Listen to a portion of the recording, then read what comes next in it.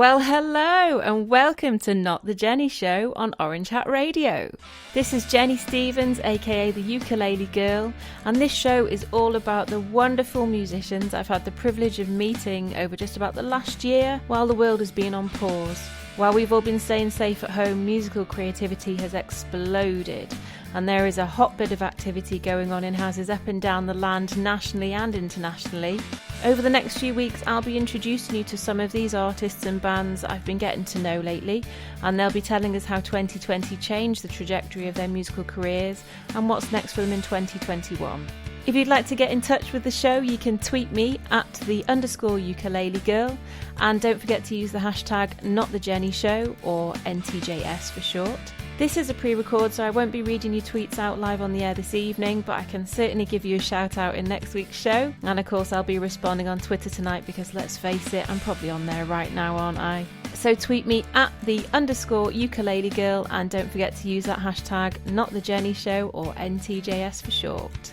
So, on tonight's show, this band is one that has a very interesting history that stretches all the way back to the 1990s. However, they haven't been together continuously in the interim. Indeed, had it not been for the uniqueness of 2020, we might not be talking to them today at all. Yes, tonight, Not the Jenny Show is excited to present Storm of Crows.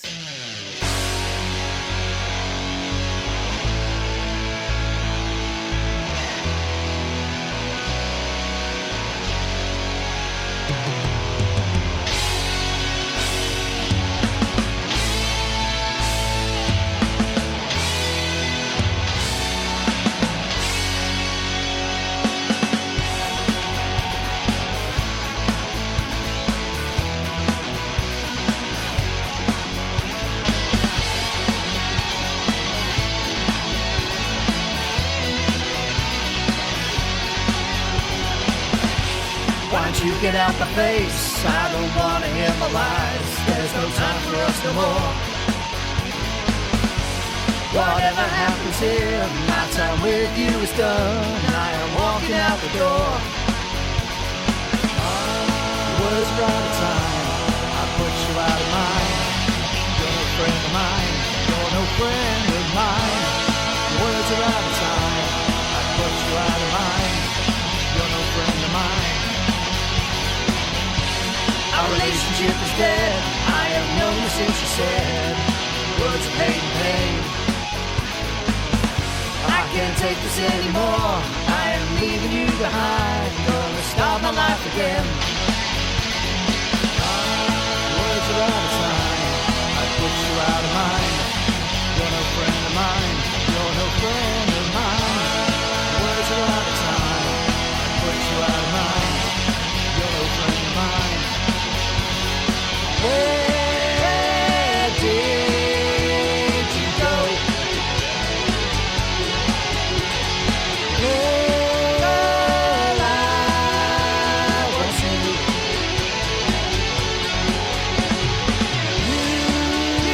You stole the show,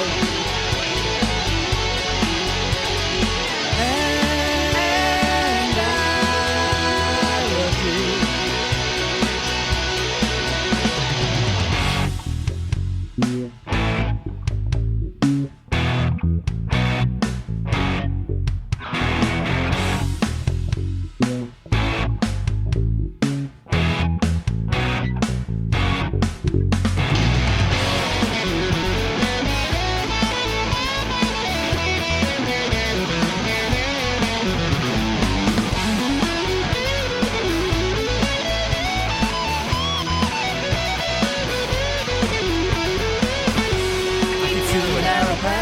Gotta beat the savage beast, no matter what it takes. Gonna take a chance again, cause after all, I'll play for higher stakes.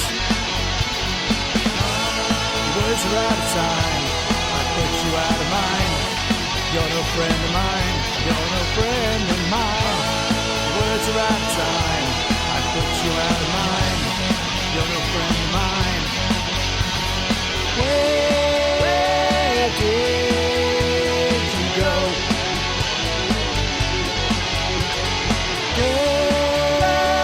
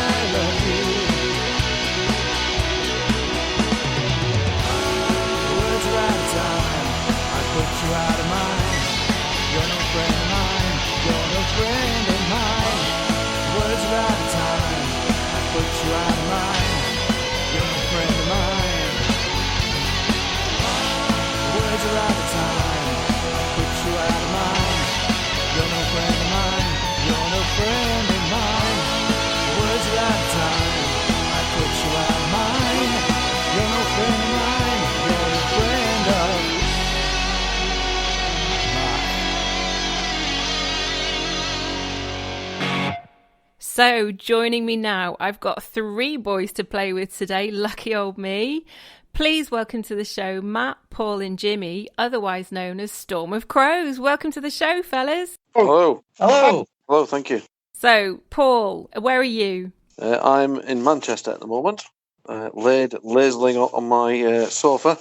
Sounds delightful. Jimmy, where are you at? I'm in Sheffield, currently hiding out in my bedroom. Playing with yourself, probably as usual. Know me. And Matt, where are you? Also in Sheffield, only about 10 minutes away from Jimmy, and I'm in my front room. Fabulous. Well, listen, thank you so much for coming in to chat to me today. It's really nice to have all of you. I'm pretty excited that I get to talk to you because, as we know, I am your number one stalker fan. But for anyone who doesn't know you, we're going to delve into the history of Storm of Crows. But to do that, we need to go right back to the 90s. So, Matt, tell us where it all started. How did you guys meet? Me and Paul are in the same year at high school, and did we meet through Dave, Paul? Yeah, I think so. Yeah, I think we did, yeah. So we had a mutual friend called Dave, and I think you two started playing guitars together. The way I remember it is that obviously we went to school together, and then we kind of knew each other very briefly through high school. We weren't like close mates or anything. But not now. But it wasn't until well, no, you're all the way over there, and I'm all the way over here. But no, it wasn't until when we left high school that we kind of like became reacquainted through Dave, because we all used to meet up at the sports club, I think, in Disley. Remember that? For that, used to have a quiz. Oh, the quiz! I say you didn't do sport, did you? Forgot about the quiz. I don't do sport. No, don't be silly. So we all kind of like got reacquainted through that, and then I think how the subject of guitars came up, I don't know, but Dave was learning to play, and I think I was like just playing along, and then for some reason it just ended up the 3 of us just talking about, oh, you play as well, I play, and then there was three of us, and then we were just jamming together. Ideal when you start in a band to have 3 guitarists. I mean, that's the optimum amount of guitarists. Oh, well, Travelling Wilburys had 5, so we could have had a couple more. So how old were you guys at this point? I think we were about 18, 19? Yeah, or 18, I think. 18. So how did Jimmy come onto this scene? Jimmy, how did you meet these guys? Well, I was so much younger than they were. My earliest memory of Matt, oddly enough, is that I had a class that finished at the same time as his, and we would cross a bridge between 2 buildings at our school, and it's an odd memory because Matt was taller than I was then. And yeah, the only time you can say that. And I joined a little later on. I think I was college, and I also met Matt and Paul through Dave. Dave has a lot to answer for, and He does. yeah, and we met at an amateur dramatics society thing. They were doing a pantomime, and Matt was in it, and I was helping out backstage. And I met Paul a little time afterwards, and I was shocked by that because Paul and I had actually been to the same fencing club. You were a little sporty, Paul, because you fenced. Yeah. Bloody hell, yeah, I remember that now, don't yeah, you're dragging up some rubbish now, you know that, don't you? So back in those days, though, the band wasn't called Storm of Crows, was it, Matt? What was the band called back in those days? It was called West Tangle Yam, the greatest band name ever. Because we had, what was it? Dave had a Westfield. Paul had a Yamaha, and I had a Tangle Yam, so West Tangle Yam. And a fun anagram of West Tangle Yam is Satan Wet My Leg, which probably would have been a better band. Fantastic. So what year was it you guys were gigging then? you say like that like there was more than 1 year. It was 1999. I think we did 2 gigs. Really? And that was it. And that was it. That was West Tangleyam done and dusted. We had 1 gig in about May, and it was the landlord of this pub who he let us practice upstairs for free anyway because no one used the function room. And we said, oh, can we come and have a gig? He went, yeah, I can't pay you, but you can have some free drinks. Like, brilliant, that'll do. So we turned up and played our set, as it were, and didn't get our free drinks. So the next time we saw him, because we were in there quite a bit, we said, oh, yeah, it went really well, but we didn't get our drinks. And, I'll have you back then. So 2 weeks later, we went back again and did the show and got our free drinks. But he was there that time and he heard us play. And that's probably the reason why there wasn't a third gig. So at that time, as brief as it was, how would you describe your sound back then? What kind of music were you guys playing? It was all cover songs, wasn't it, really? We played some of the stuff that we wrote, but we also played a lot of cover stuff as well. So we did a lot of Beatles stuff, I think we did a bit of Fleetwood Mac. I think we did Go Your Own Way, and that was we did, yeah. Itself. I think we did with that one. We did the Eagles as well, Witchy Woman. Yes. Oh, yeah, I remember that. Yeah, we destroyed cover songs. Yeah, well, I think the problem was we did far too many of our own songs, which no one wanted to hear because we couldn't play them any better than we could play the covers. So did you have quite a lot of your own songs back in those days then, Paul? We had Matt and I wrote most of the stuff then, and I think we had in total, we wrote about nearly 20 songs, something like that. No, really? We did, but we never gigged. I think we only gigged about maybe a handful of them. Stuff that we really liked. There was a lot of stuff that we wrote that we thought, yeah, that's all right, and then we played it again and then thought, no, that's crap. So what kind of bands were influencing the sound that you were creating in your original songs back in those days then, Matt? So do you remember a TV programme called Northern Exposure? Was it Northern? No, what was that Mountie one? Due North? Yes. It was that album. He did a soundtrack or an album or something, didn't he? And you and Dave wrote a song based around that, I think. Or no, we covered one of his. No, we covered one. We covered it was Ride Together. That was so bad. I think it was the theme song or one of the songs that appeared on the TV program, and it was one of Dave's favorite things. And I think we just kind of like learned it, and it was just something daft, and it turned out to be something daft, and it was one of those things that you just played once in your bedroom, and that was enough. I've got us on tape doing it more than once. Playing the song. So of all of those 20 odd songs that you had back in those days, have any of those survived and been reincarnated for the band you guys are now then, Jimmy? Yes, actually. I don't think we have any out right now, but we are certainly playing it, aren't we, Paul? Upon Us is one. Upon Us is one. And, You Decide another. No, You Decide isn't one of those. Is it? You carry on though, Jimmy. No, I didn't think You Decide was one of the original. Well, not. It's like the first one we wrote. Is it? Yep. Yeah. One of the very early ones, yeah. Oh, it was before me then. Before you, yeah. Then I wouldn't know. We're actually going to be playing both of those songs a little bit later on in the show. That's Upon Us and You Decide. And in fact, we opened the show with No Friend of Mine, which was the first song that I heard you guys do on YouTube. And guys, anybody listening to the show who hasn't seen the video for this on YouTube, please go and find Storm of Crows on YouTube and watch No Friend of Mine. And when you've watched it, go and watch the making of No Friend of Mine because it is hilarious. Matt, tell me about that day. Oh, well, there's some certain things your research won't have picked up. It was my birthday, actually. I didn't pick that up, no. Well, we didn't mention it. No, it was my 42nd birthday. But what were we, between lockdowns 1 and 2 or 2 and 3? I think we were between 2 and 3. We were just come out on number 1, hadn't we? Had we? When was 2? Yeah, number 2 was just before, about end of November time, wasn't it? Number 2 came in, I think.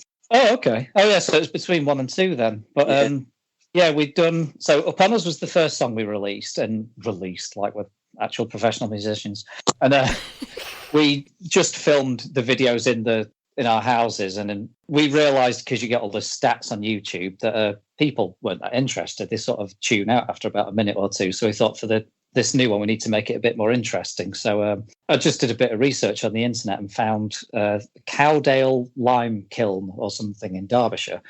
And it's at this magnificent concrete structure. So we thought we didn't mind a bit of mild trespassing. So hopped the fence and all managed to meet up for the first time in 15 years and then filmed ourselves miming along to this song about 18 times in the cold with a mate of ours filming it. That's mad. So you guys hadn't seen each other since 2005 at that point? Yeah, that was my wedding. That must have been crazy. Paul, what was that like, meeting up for the first time in so long?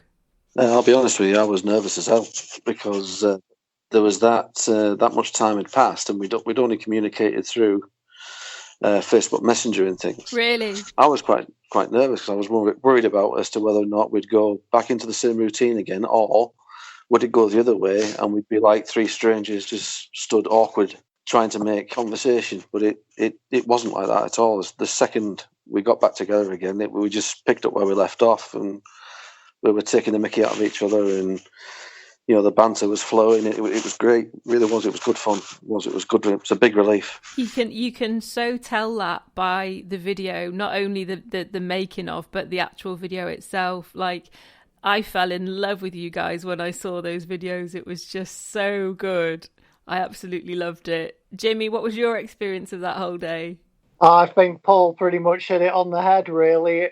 I was nervous. I've seen Matt quite a lot in the intervening years, but I hadn't seen Paul in a really long time. And seeing him again, there was this initial nod and how are you? And then it was like 15 years hadn't happened at all. The walls just weren't there. We were chatting like we always had. We were laughing like we always had. I think actually after lockdown and everything, it was just such a joyous day, actually. And the fact that it was Matt's birthday to boot was just the icing on the cake. It was it was great. I like watching that video, not because of ego or anything, but because it's just a lovely memory, actually.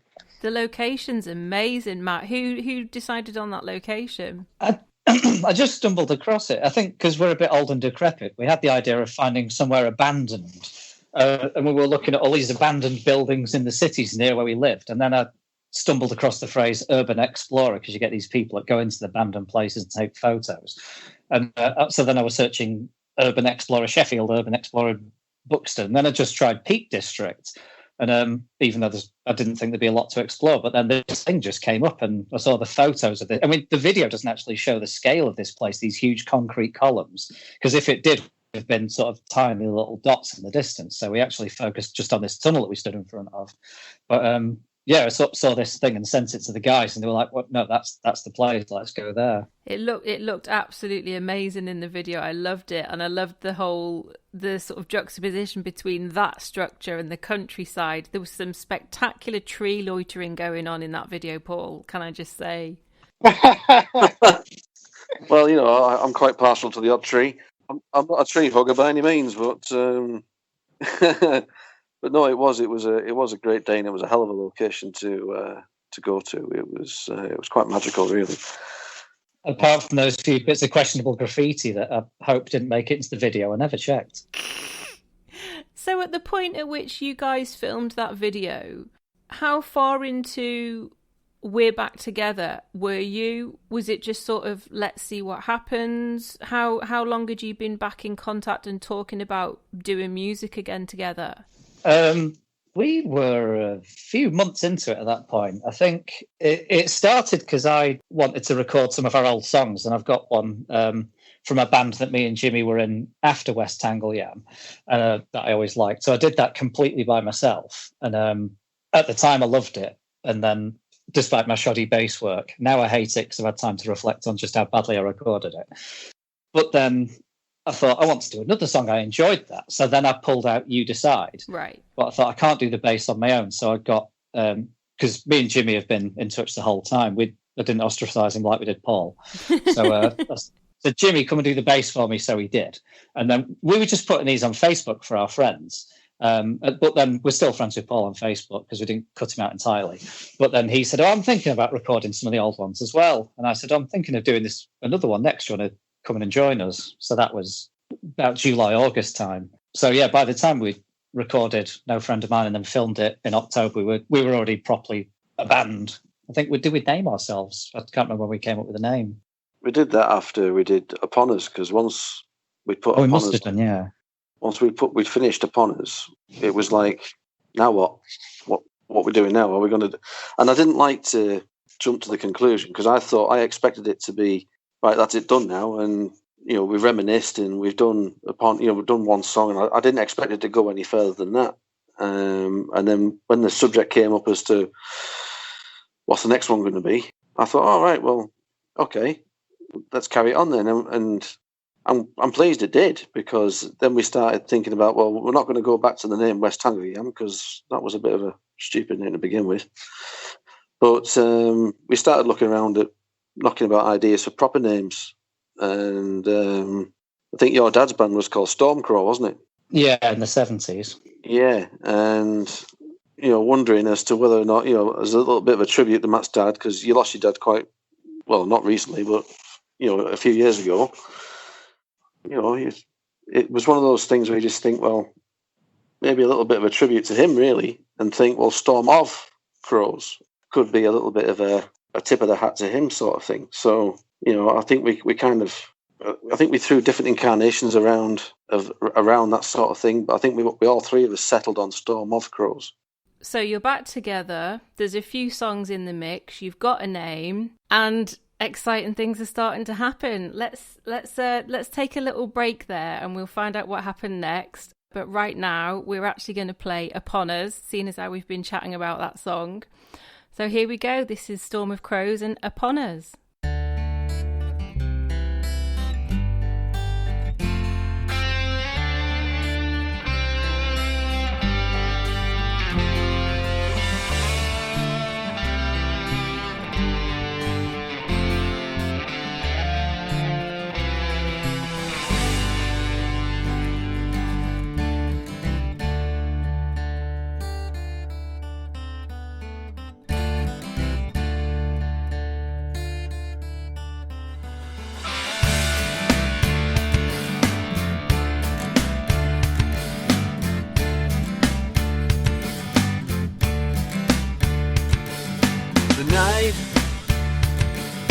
Upon us, the shadows go dark. Tonight I ride out to the enemy's park.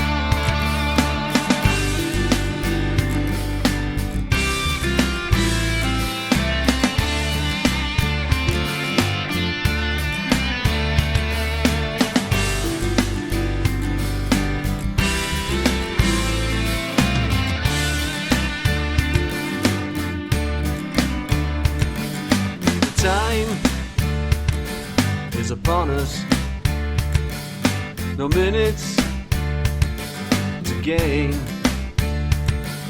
We're fighting for freedom, regardless of pain.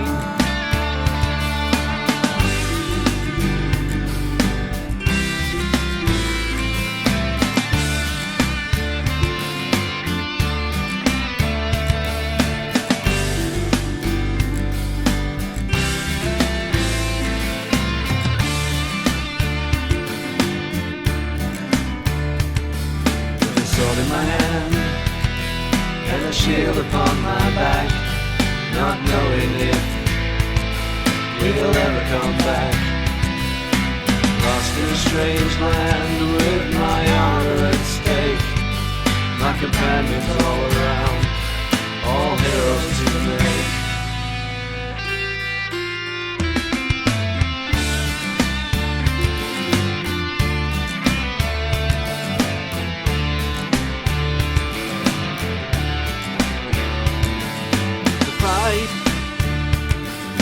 Upon us,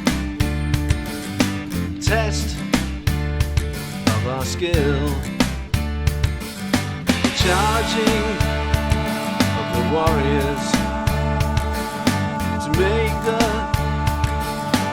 first kill.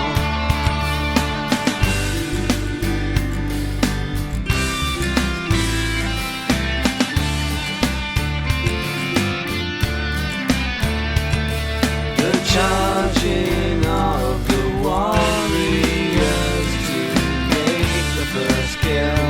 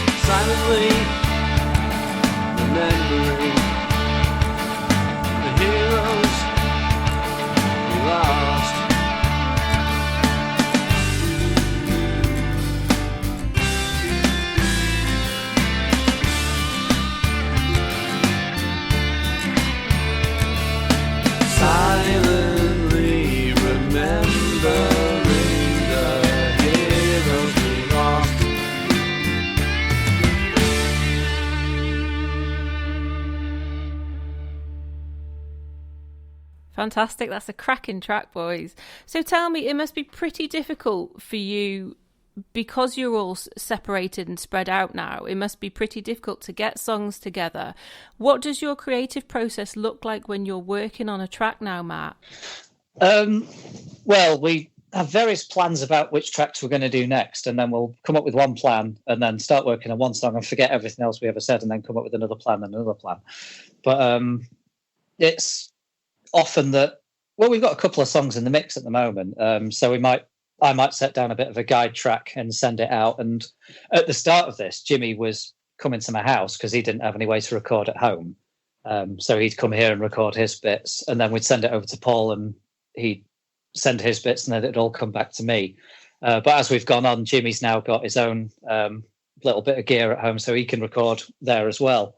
So now we're just doing everything over Facebook Messenger and sort of sending tracks back and forth via Dropbox until we get what we want.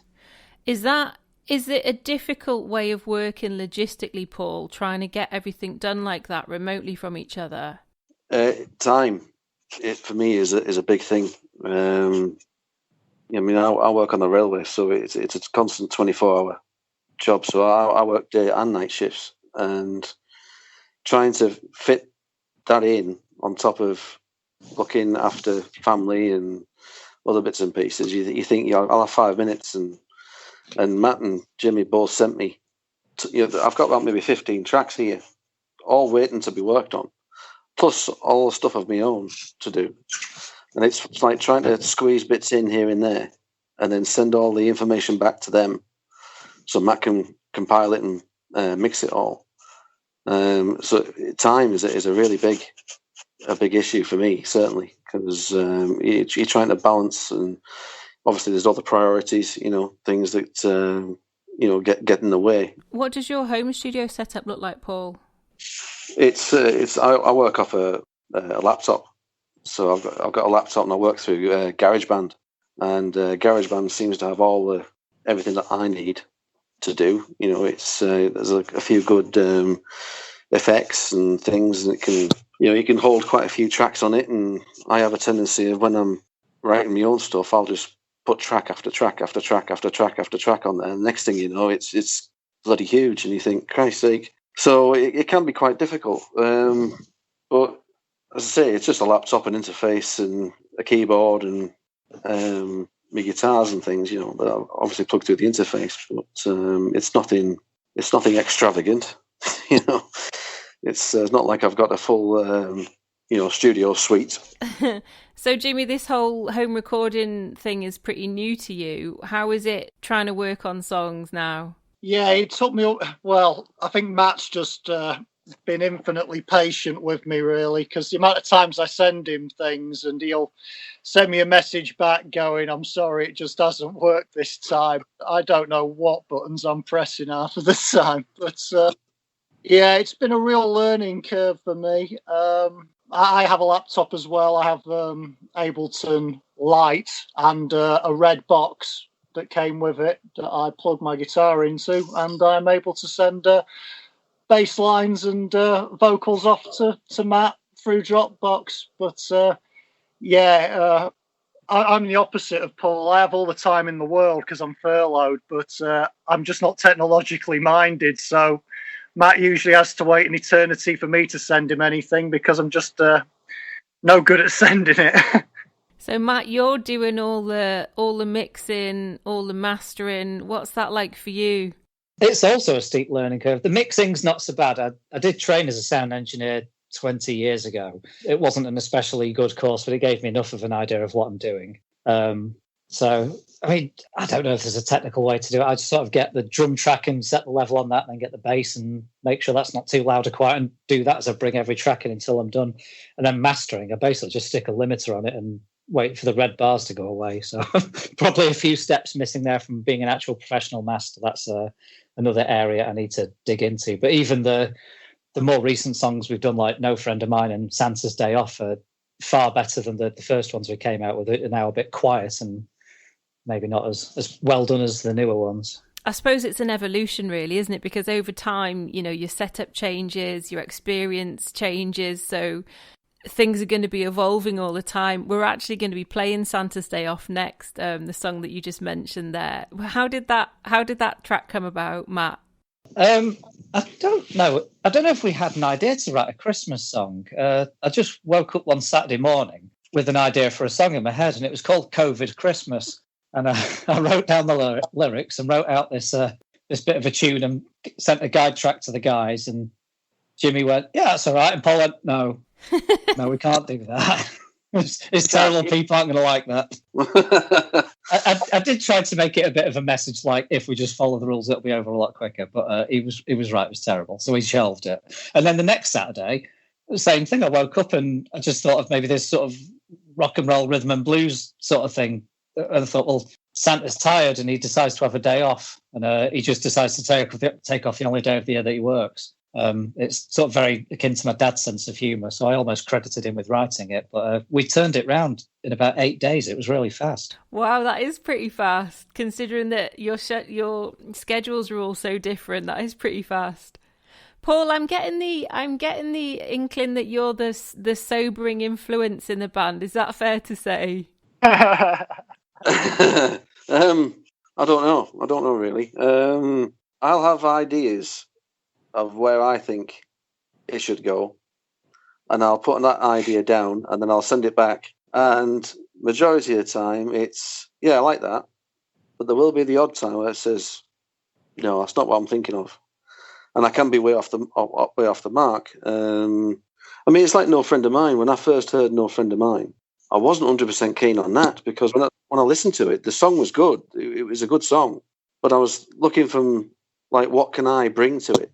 And I was looking at it and think, I can't really bring that much to this at all. And it wasn't, I agonised over it for about a couple of weeks and thinking, what am I going to do on this to try and add to it? And I think it was the influence of the Nuki Brown Ale, I think it was. Had a few bottles of that, and I saw the light. And all of a sudden, lightning struck my brain. And we came up with 15 tracks of guitars that I then sent back to Matt, and then got told it's a bit busy. So then I condensed it down to 12, sent it back again, and it was better. I could understand where he was coming from, because it sounded quite muddy. But we went from 15 tracks to eventually 4, just condensed everything down to try and make everything flow better. And I think once we'd done that, it was doing it. But it was, once I'd got it into my head that I knew what I wanted it to sound like, or what I wanted my parts to sound like, that was it. Then I was hooked. I fell in love with it. I thought it was a brilliant song. When I first heard that track, No Friend of Mine, I really, really liked it. Aside from the fact that I fell in love with you guys on the video, I really, really like that track. So can people expect more of the same from you guys? Yeah, you can definitely expect more of that from us in the months to come. I think we're just waiting for a lockdown to be eased, and I'm pretty sure there'll be another video, and more importantly, another making of video. And I can hardly wait. But yes, no, there's definitely more coming. So Matt, how would you describe your sound? Could you put a genre on it? How would you describe it to people who've never heard Storm of Crows music? I don't know. If you listen to other people's music, I could tell you, oh yeah, they sound like this or they sound like that. Like Black Cart sound like Wishbone Ash, and Portobello Express just sound like they're here to smack us with the 70s, and it's wonderful. For us, I just don't hear it in my own music, but rock, apart from that, I don't really know. I think we all share quite a few similar influences, like the Beatles and the Stones and the Who and Fleetwood Mac and stuff like that. But I don't know if any of our songs particularly sound like any of those bands. In the past, you've sort of shared vocals. Is that you sort of trying to find your way, or is that you sharing the sort of workload, Paul? It's just the way we wrote them, really. There would be some Matt songs and there would be some Paul songs. And in the early days, that was how we did it. It was we shared the vocal. My voice seems to go quite well with Matt. Matt's voice. If Matt does like a high harmony, my voice seems to go quite well. We used to go to parties, and we used to take our guitars to these after-show parties for the drama group, and we'd play Beatles songs, and we'd do the typical Lennon-McCartney harmony sort of thing, and we'd pull it off. It would work, more or less. No, it did work. It worked quite well, and so our voices seem to go quite well together, So it seems to, the songs that we've done so far, Upon Us was obviously me doing the main vocal. You Decide is Matt and I together harmonising, and then everything else that we're doing since, like No Friend of Mine, is obviously Matt and Jimmy, and the other one that we've got in the pipeline, Second Storm, that's predominantly Matt. And I think over the next few songs that we're going to put together and hopefully release will be a combination of the three of us. We pretty much sing the ones that we write, don't we? If I write one, I sing it, and like the Beatles do. Yeah, that's right. Yeah. So it works. It seems to work for us. I really like the mix of vocals in Upon Us. When I was watching the video for that, obviously you could tell who was singing where, who was doing the backing vocals and things. And there is a really nice mix of vocals in that song. The only distracting thing about it is Jimmy and Matt's faces when they're doing the backing vocals in that video. I mean, Jimmy, what was going through your mind when you were recording that? Matt's uncomfortably close to my face. I'm feeling rather embarrassed. That's what was going through my mind at the time. My beard is tickling his beard. This is weird. Why am I aroused? But you can tell her why my face is so close to your face. Because you find me adorable. I was stood on a box.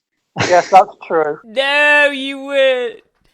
No, I'm 5'10". He's 6'4".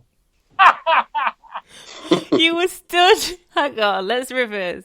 You were stood on a box when you were recording the video for Upon Us. Because I wanted the shot. I knew how I wanted the shot. I wanted it to be quite close on our faces. And if I was just stood up, he'd have had to have bent down because he towers over me. So, yeah, but I've got two daughters and one of them's still quite young. So she has one of these stools for reaching the counter in the kitchen. So I went and got that and stood on it.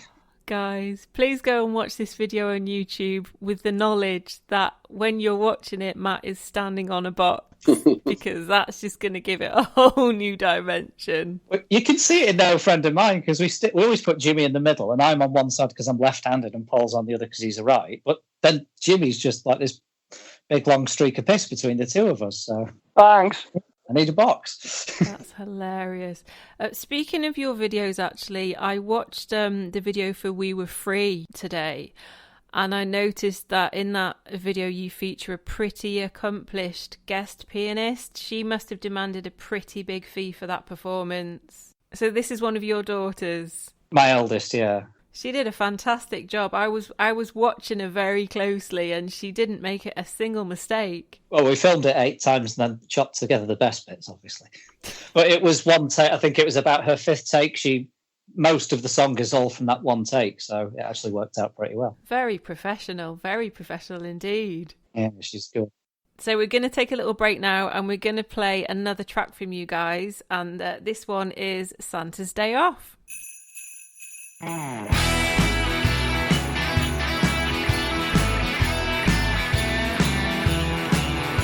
Santa Claus sits Rudolph, man, I'm as tired as I can be. Stacking present after present underneath those Christmas trees.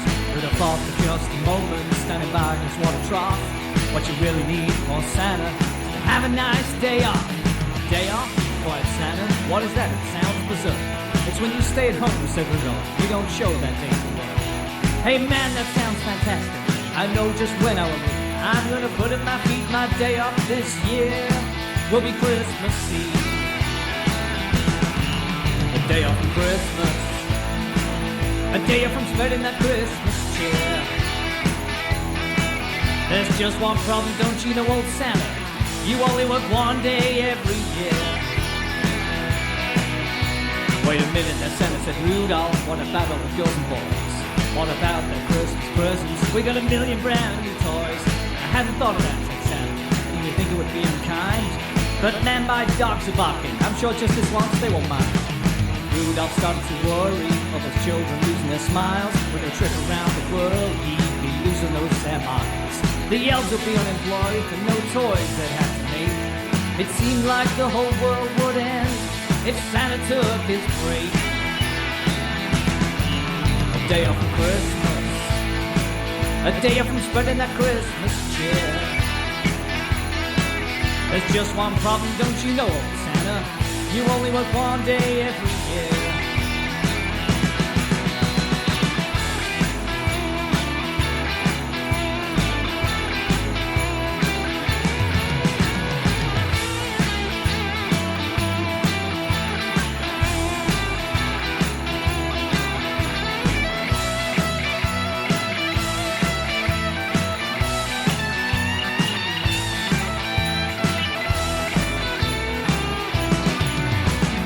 Listen up, Santa, while a day off my hanky merry. If you decide to stay home, it'll mean no mince pies and sherry. Santa then choked on his tea, which I forgot to mention he had. He took one look at Rudolph and said, oh man, that would be so bad. On one hand, I'm tired, and I really need a rest. Not to mention, Mr. Snack Time, it'd help me fit in my vest. But no, can't stay away from those milk, mince pies and sweets.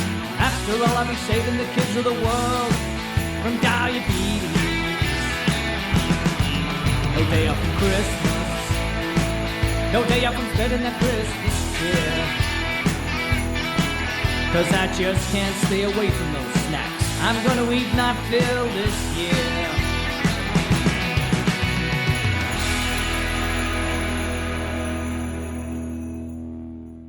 So I can't actually believe that we've just played a Christmas song in February, but I mean, I should have known that you guys would throw me a random curveball. So tell me, what's next for you guys in 2021? Obviously, we don't really know how things are going to pan out this year, but what's the plan at the moment, Paul, for you guys? What's coming next? The plan at the moment is to try and get as much material together as possible. We're going to try and... We're putting an album together, so... Hopefully over the next few months, we're going to be working hard to try and get a collection of songs together that, you know, people might be interested in hearing. We've got another single coming, You Decide. We've got an exclusive play of that one at the end of the show today. Yeah, we've just finished that one. So that's needs I think it's final mixing, part of it to do to get that ready for the album as well. And then just whatever the next project is, it's one thing after the other. So, we're going to be busy, and you're not going to hear the last of us just yet. We're quite lucky. We've got a bit of a back catalogue because we've started tapping into the songs of West Tangleyam, and then me and Jimmy have got another couple of songs as well. And as well as working on those, we're all still writing new stuff as well. So the song we've mentioned that's going to be on the album Second Storm, I've written that recently. We've got another one with Paul's that we're wrestling, Drifting Away, and Jimmy's just sent me some tracks for a new one as well. So the only thing we're short on is time to actually record all these things. Yeah, that's the issue, isn't it? So being that an album is a fairly long-winded process, are you guys going to plan to release a few more singles individually before the album comes out, Matt? Not a clue.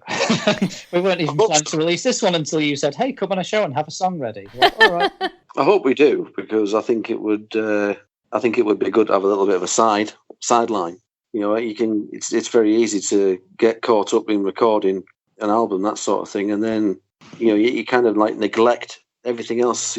Everything else gets forgotten, and I don't think we should be doing things like that. I think we should maybe put the odd thing out every so often, just to keep people entertained, just to keep giving them something.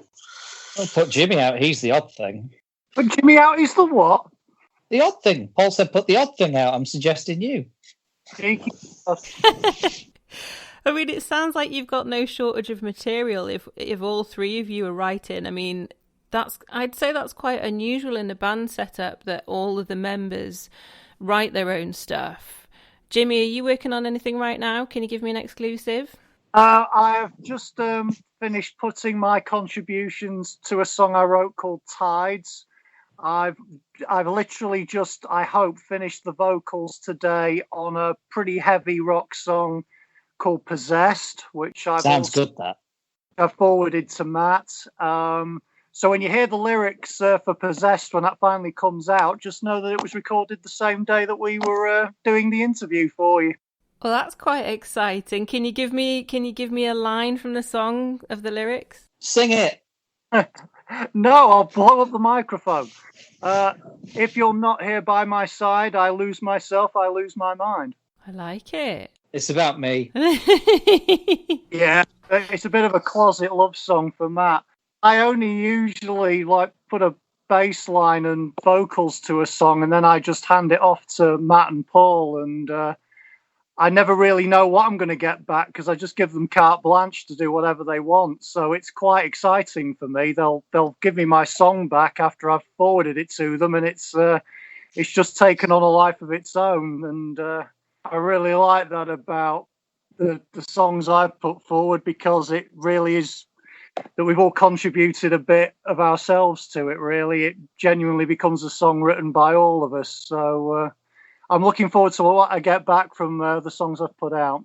So you must trust Matt then to do a good job when you hand your song over to him. Well, I know he will. He mixes. He is being very, very modest. He really is. Well, I would say anal about getting it right. He would say he's just very studious, but I would say he's anal. And but he's very serious about getting it right. And then when Paul gets his hands on it, it takes on a life of its own. Paul injects a flavour that's entirely his own, and it just takes on a whole new dimension after that. So no, I trust them both completely, actually. But yeah, I really am looking forward to hearing what I get back. Paul, are you crying yet? I've picked this up from you guys that you all say that Paul is the emotional one. Is that true, Paul? No, I'm the sensitive one. I'm a sensitive one, and I don't take it for granted that we've got back together again. I'm loving every minute of it. I'll be honest with you, and it's good fun. It really is good fun. In all this stupidity that's going on at the moment, this came at exactly the right time.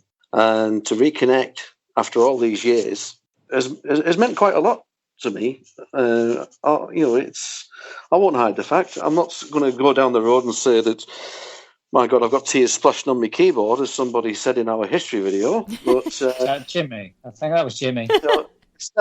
It's never got that far. But I love every minute of this, and I hope it lasts forever. I really do, because up until then, I was just doing stuff on my own. I'd been practicing with my dad. My dad and I were gearing up to go and do some gigs, and that never happened because of the COVID thing. And so it was all this during this lockdown. It was, obviously not being able to see anybody, not being able to, connect with family and things like that. It was, I was just stood, just doing nothing, stagnating really, and then having to have this opportunity to do this again has got the creative juices flowing again. And, it's because we can all play a lot better than we could 20 odd years ago, the stuff that we're throwing out now is brilliant. I love every minute of it. I think it's fantastic. Actually, can I chip in here? Because me and Paul, I always thought we were on a par guitar-wise. I always knew he was a bit better than me. And the song that we've just been sort of wrestling back and forth, not You Decide, but Second Storm, which is going to be one of the album tracks.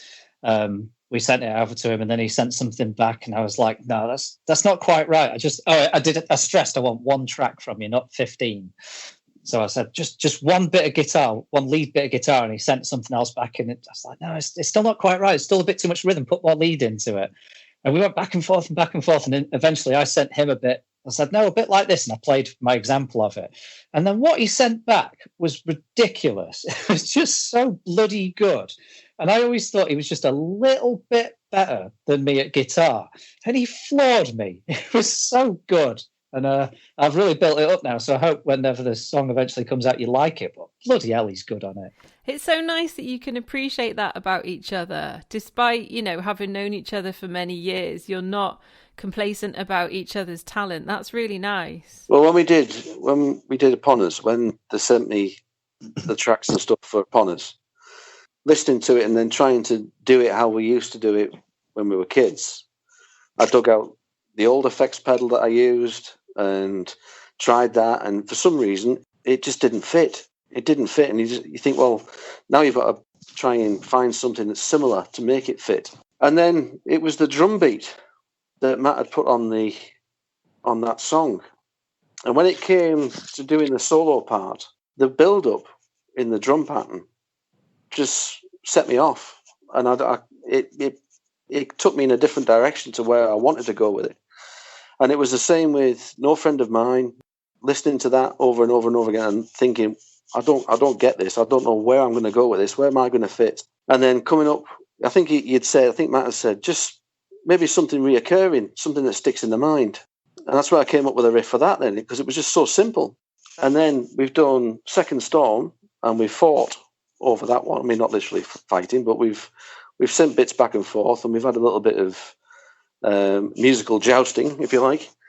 And we've come back with that, and it's pushing me to be a better player all the time. And that's because I don't think I'm very good. So it's like in my head I'm better than I think I am. So it's I'm constantly trying to strive and push myself a little bit further. And then we've just done You Decide as well, and I'm quite pleased with how that's turned out as well. So it seems to be that we're growing and we're getting better and better and better all the time, and we just seem to be pushing each other. And what the tracks that Matt sends and Jimmy sends me push me, and I hope that what I send back to them pushes them as well. There was a song that I'm working on at the moment, Drifting Away, and I sent Matt a drum loop with a rough guitar track on it, and just said, just see if you can do that thing that you did with Upon Us or with the drums.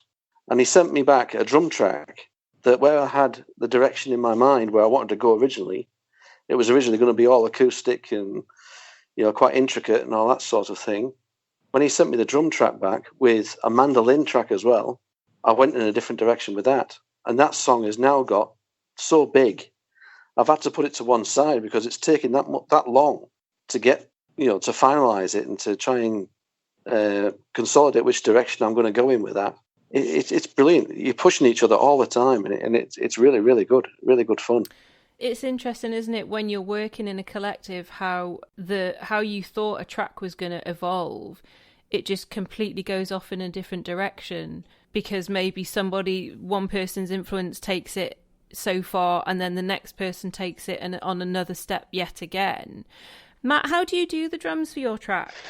I use a VST plugin called SSD5, Stevens Slate Drums 5, and there's a free version of the plugin where you get 3 kits. So I trigger them with an Akai MIDI keyboard or something like that, just a little 25-note keyboard thing. But since we've gotten slightly more competent at making music, I've splashed out and bought the full version, so now we can have all these different drum kit sounds. But they're all sampled off really decent sounding drum kits, so I tried to make it sound as real as possible instead of a bit of a synthy, repetitive drum kit.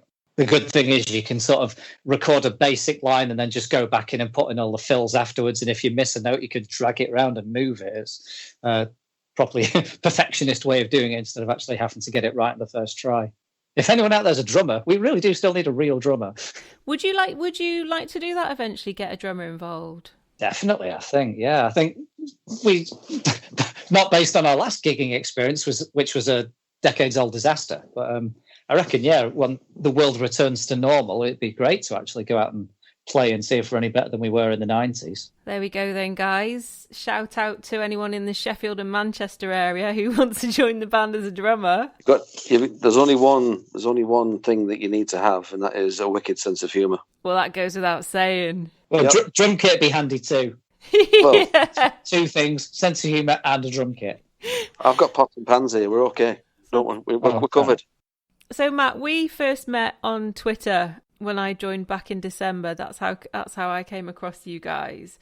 And if people want to follow you on the socials, Twitter's a pretty good place to do it. Do you want to shout out your Twitter profile so people can come find you? Yeah, so search Storm of Crows, which is the name. We're at Storm Crows Band. But we do actually have a fully functioning website now, which is stormofcrows.com. And you can find all manner of wonderful things under there, such as our music and our lyrics and our merch as well. We have T-shirts and hoodies available in all wonderful sizes and colours of the rainbow. Oh, tell me more about the merch. I am nuts for merch. What have you got? Actually, it's not that impressive. It's just T-shirts, and literally just T-shirts and hoodies. We've set up with tone threads. They don't have a great deal of option out there, but the quality seems good. I got myself a Godzilla Attacks Tokyo Kamikaze Blues Band T-shirt, and it's a favourite of mine. It's very nice. Oh, I'm just nuts for merch. I need to get one of yours. I need to get one of Godzilla's for definite. So are you guys on Facebook and Instagram as well as Twitter and as well as your website? Oh yeah, we are, aren't we?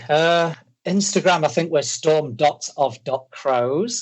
And Facebook, we're probably /Storm. I don't really know. Facebook doesn't seem to work for bands unless someone's got the magic formula how to get it to work out there. It's we got our friends and family on it, and that's about it.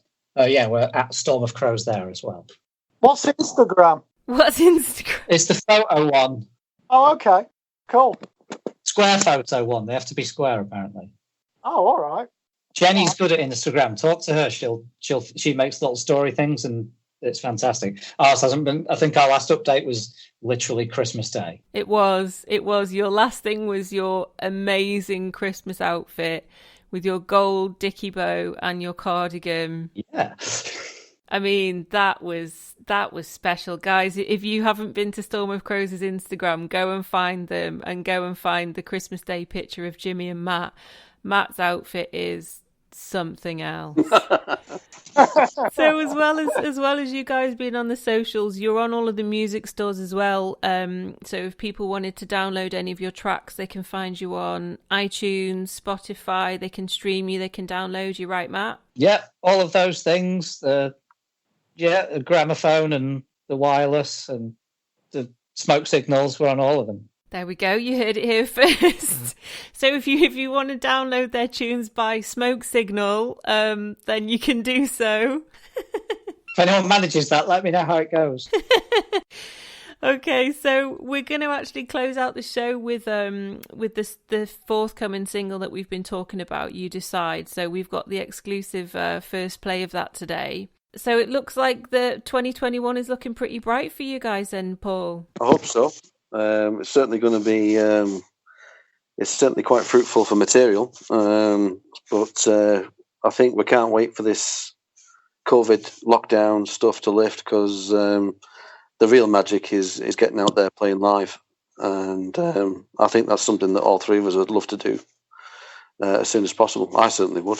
I mean, that'd be pretty exciting. I mean, it's one thing you guys getting together and recording, but going out and gigging.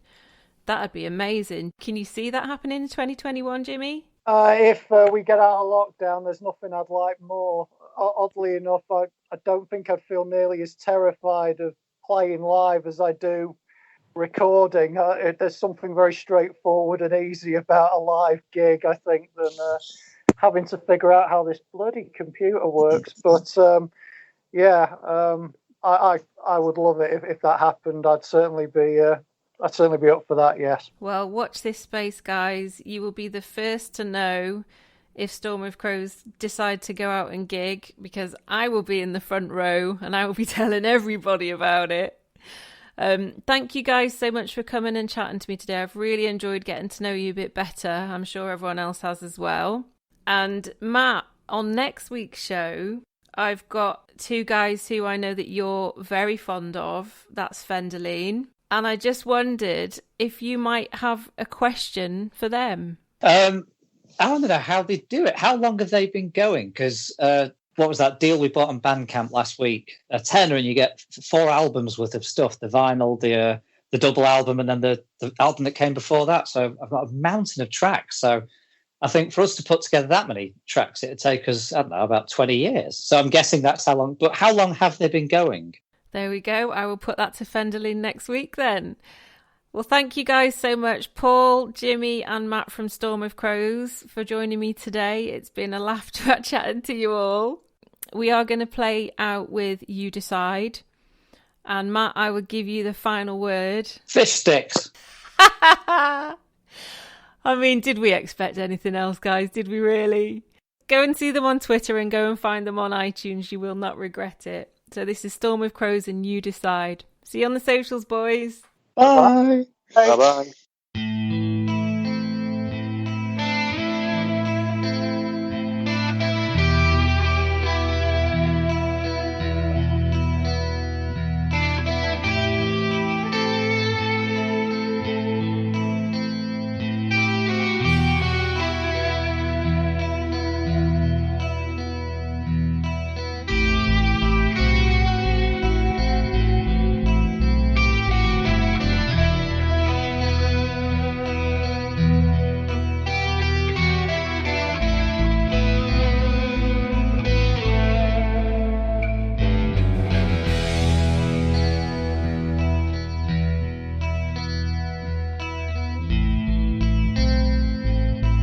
Light shone out across the valley.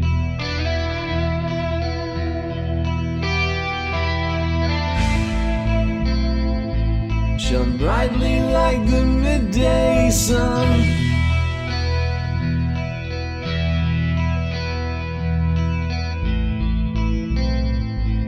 I can't forget what we've been through.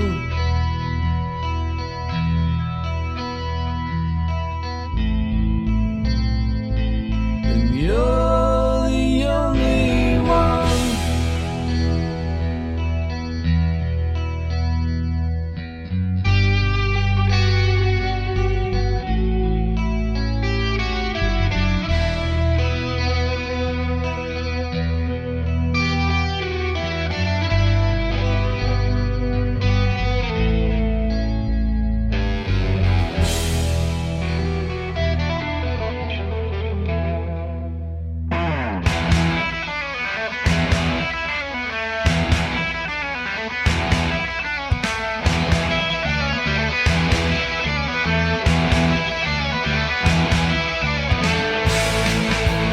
Many months ago,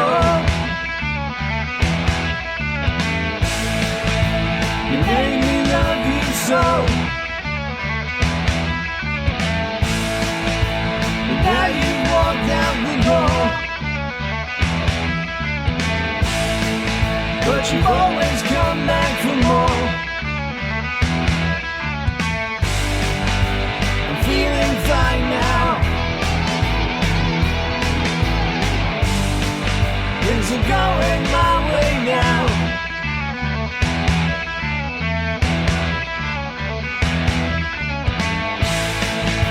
You wanted to change me. There was nothing wrong, I see. It was you all along now. I know I'm not wrong now. I'm feeling fine now. Things are going my way now.